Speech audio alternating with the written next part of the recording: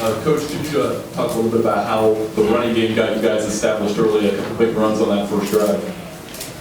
Yeah, Davion was running really hard. All our backs were going. The run, both teams were having success with the run early. That got us going, set up quite a few things in the play action game and in the passing game. And then our guys made plays. Really felt, who'd you have in here? I saw Wilton. Who else was in here? Wilton and Amara Darbo. Heck of a game. That's maybe one of his best. Talking about guys making plays, Amara Darbo was really making plays today. And Wilton, another tremendous game by him. You know,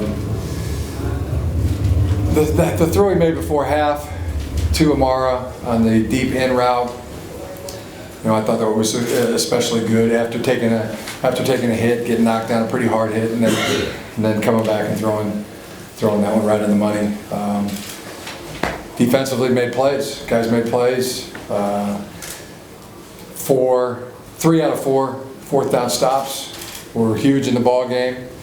Jabril got a fourth down stop, and then also picking up that conversion at the end, scoring a touchdown. Guys made plays. That's the way I feel right now. Got the W. In the middle, Steve. Jim, you talked about Amara going into the season as being your best wide receiver, and I think we're seeing what you saw. Talk about what he's done during the season to even take it up another level, and what you're getting from him right now. Well, his game is at a very high level. I mean, some of the highest I've seen of a college receiver. I think he's well established as a great playmaker, and also disciplined in every single route that he runs. He blocks. Great teammate. He does it all, and does it at the best that he can possibly do. And he's got a lot of God-given talent and a great work ethic, etc. But I think it was a premier game for him today. In the middle, Chris. Coach, you talk about Kenny Allen in the punt game and the kick game today. Yeah, he was in the kickoff game. He was flawless today. We needed that. It was a tight ball game. Guys were tested in all phases. Our offense was tested. Our kicking game was tested, and our defense was tested. And our guys came through. Kenny came through. Was 100% on all his kicks. Coach, all the way on the right there, Josh. Jim, I believe it was maybe leaked that you might be getting trophies, little miniature ones for the guys, but to have the trophy, the Paul Bunyan trophy in that locker room for all the guys to come in and celebrate, what was that like for you as the kind of the overseer of the team? How much joy did that bring to you to see those guys celebrate with that? A lot of joy. It's the great thrill of victory, the wonderful, wonderful feeling of winning. Let's see, Jim McKay, right? The thrill of victory. Good feeling. In front of the left, Larry. Coach, can you give us the significance or context of the workman shirt you were sporting on the way in today? Oh, my jacket? Yeah. That's just a jacket I've had for about 5 years. What? What'd you say? The what of it? Yeah, like a workman jacket that said Jim. I didn't know if there was a backstory or context to that when you were walking into the stadium. Yeah, I mean, it's pretty obvious what it stands for, what it represents. I'm running your right, well, Joe. Working man's jacket. When you guys are up pretty big at halftime, 17 points, and they keep coming back and making it tight, and then you keep pulling it. Did you think something was amiss with your guys' defense, or did you just view that as a rivalry and that's what happens?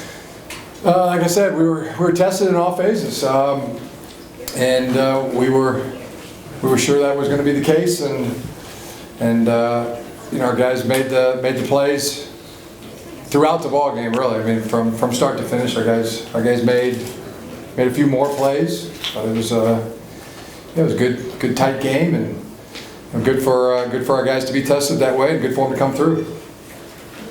Coach, all the way over to the left there, Nick. Jimmy mentioned Wilton earlier. I think really for the first time, they go down, they score a touchdown their first drive, the crowd's into it, he has to go back out, settle things down, and lead you guys, he led you right down for a touchdown. Was that, one of the more impressive moments, or that's the first time he's sort of done that on the road, or hadn't been in that situation? Yeah, I've been noticing it really. I mean, there's been, it just gets better and better in terms of his poise. He's very, very, very calm, very,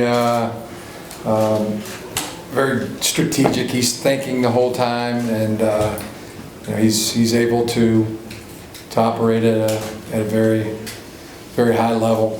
But it's getting better every week. I mean, it's very kind of like Jake Rudock-like. I mean, Jake really grew at that, and was a great example for Wilton last year. I think that I would credit that. I mean, but he's definitely ascending player in that area.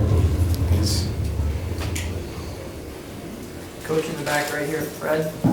Jim, since you're reciting Jim McKay, to finish that, last year you experienced the ultimate agony of defeat. You didn't talk about that much this week, but didn't that make this a little sweeter or not? Yeah, I mean, anytime you lose, it is the agony of defeat. Anytime you win, it's the great thrill of victory and wonderful feeling of winning. That's just a fact of business. In the front here, Mark. Can you update Fact, F-A-C-K, fact. Can you update us on Grant Ferry's status?